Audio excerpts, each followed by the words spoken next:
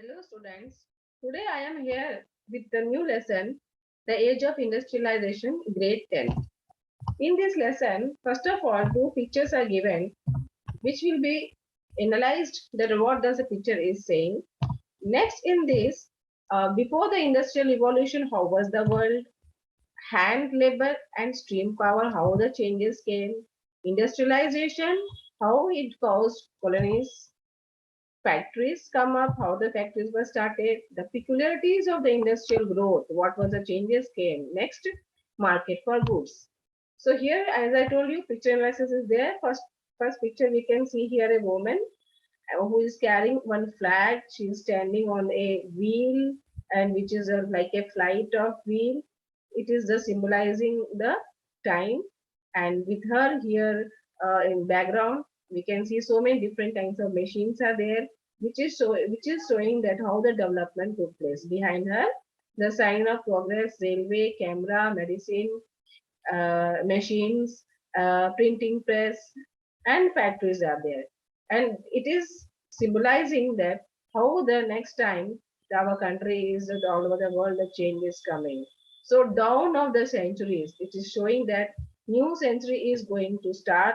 A lot of changes is going to happen. It is showing. Here another picture is there. You can see all of you. I know the children. Aladdin ka Chirag. You have seen the cartoons. Most of the students like that. So this Aladdin is having one magical diya, you know very well, torch. When he used to use it with the magic, when new city was emerged. So this is the Orient story. Orient means the area near the Mediterranean Sea. This is the Muslim countries nearby, Arabian countries. About that only, this story is there, you know very well. So they are trying to compare it with the modern machine with the Aladdin ka Chirag. That the Aladdin, how with the magic he created a beautiful city. In this way, this industrial development is going to build a very new world in the society. So it is trying to give this story and people that in the future the modernization will create the magic. So two magician, one magician is compared with the Aladdin, another person is the modern culture. Okay. So before industrialization, industrial revolution, how was the situation? In that time, the people used to work at their home only along with their family members. They used to work. And when we talk about the industrial progress, the factories and all, nothing was there. The women used to work at home as well as along with their family. They used to make the threads and all. These threads used to give to somebody else. And there they used to do next process. Like the different places, this process was happening. It was not there in one under one roof. So this was known as a proto-industrialization, when the large-scale industries production for an international market, not based on factory, it was controlled by the merchant.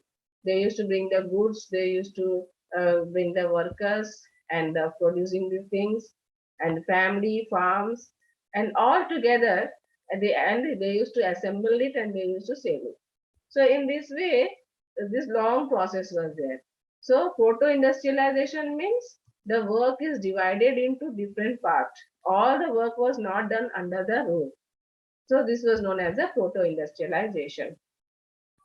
In the 17th century, means before the revolution, in 17th and 18th century, these merchants, those who used to do these all activities I told you before, they were having a guild. It was a very supportive association. So guild is an association from the craftsman, merchant. Uh, they used to buy, purchase raw material and make the full ready-made and selling, purchasing. All the activity was there. So rulers was given them a special monopoly for them. So they were having total control in the market. So new person, if they want to come into the market, it was very difficult for them. Okay. So in the countryside, poor peasant and artisans began to working for this merchant. These merchants wanted to get more and more production. So they started including the nearby villages people also. Okay, so this was the time when open field were also disappearing, and the common people were also using them for including them for work. Cottages and poor peasant who had the earlier depending on the common land for their survival. Now, they used to use their own land by they used to pluck the berries, vegetables, and all nearby things they used to take. Now they are looking for the other source of income. They saw their factories they can work and we can get more money. So they also left their olden job, or including that new job they was attracted towards. So many have tiny plots of land which could not provide so much work for them. That's why they started joining the merchants. Okay, so when the merchant came around, the offered advance to the produce the goods for them, the peasant household eagerly agreed to work there. They was giving their advance, so they were very much happily wanted to join them. They could remain in the countryside and continue to cultivate their small plot. Income from the photo industrial production supplemented their shrinking income from cultivation. So olden time they were having very less income. Now they are able to get more income because of working in the factories. So this proto industrial system was thus the part of network of commercial exchange. Now a kind of exchange came. What exchange came? Olden time, those who were depending only the cultivation on their own land, now they are ready to work for the other merchant. So it was controlled by the merchant, and goods were produced by the vast number of the producer working within the family farm. Means some are working in their family only, some part was there, some was done in the factories. Means different family, different part they used to make. So at the each stage of the production, 20 to 25 worker was there. So under one merchant, 20 to 25 people were there. So this meant that each clothier was controlling hundreds of workers. So like that, the cloth industries was developed. So some was making thread, the other was making the material, other was making the stitching, and like that, step by step work was done. So this period was known as the proto-industrialization. Next is, how did the factory come? Or you can say proto-industrialization means the period when the factory was not emerged. That also you can say. Now, how did the factory came? The earlier factories in England came up with the 1730. Okay, but it was only in the late 18th century when the number of factory was increased. First was the cotton industry, which was the first industry, cotton. It produced because of the new machines and all. In 1760, Britain was importing 2.5 million pound of raw material. By 1787, it became 22 million pound. You can imagine within the 17 to 27 years, 10 times more raw material they required. How it is possible? A series of invention was happened. New factories was new machine was open, spinning, twisting, and carding. These all were started processing by the machine now.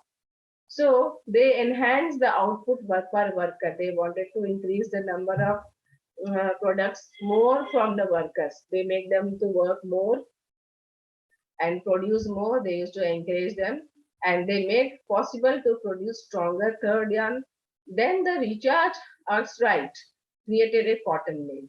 Till this time, as we have seen that the cloth production was spread all over the countryside and carried out without the village household. But now the costly new machine is required to purchase and set up the mills.